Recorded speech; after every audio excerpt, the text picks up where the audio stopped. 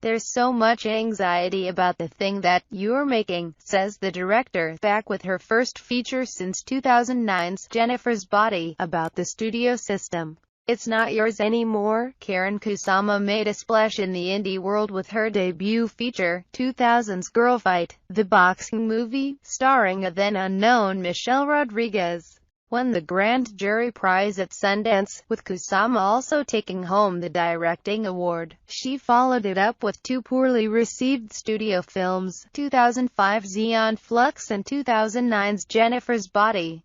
Now she returns to the indie world with The Invitation, a psychological thriller about a group of people who attend a dinner party at the home that the film's protagonist, Logan Marshall Green, once shared with his ex-wife Tammy Blanchard. Now she's living there with her new husband, Michiel Huisman. The purpose of the dinner remains a mystery until the end, when horror mayhem ensues. This is your first movie since 2009. Why such a long gap? I felt I needed to be going back to smaller films that might afford me more creative autonomy, and getting those movies made is probably harder than getting studio films made, even though they're made for a lot less money. So I spent a lot of years trying to get a bunch of different projects off the ground, all of which I love deeply. It took a long time. I don't want to take these multi-year gaps in between films, but that was the reality of where things were. What do you especially like or dislike about working in Hollywood?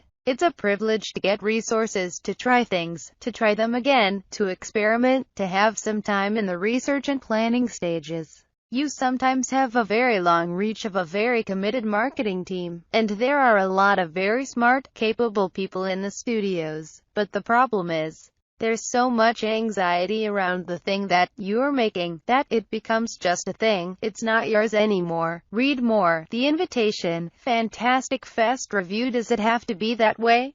It doesn't always have to be that way. I see a future where I'm afforded a little more trust, and frankly, a little more respect. I don't know if that's going to happen right away. If my time comes, I'll know it, and I'm certainly interested to see if anyone can be my partner in that way. You win and lose things on both ends of the spectrum, indie and studio.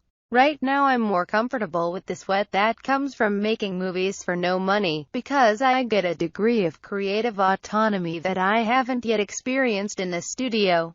Has the increased conversation about gender equality helped female directors? The jury is still out. Movies take so long to come together, generally. And the real way to bring about change is to see more and more careers in which women are afforded opportunities to take big artistic risks, and to fail, and then they're afforded more opportunities after that.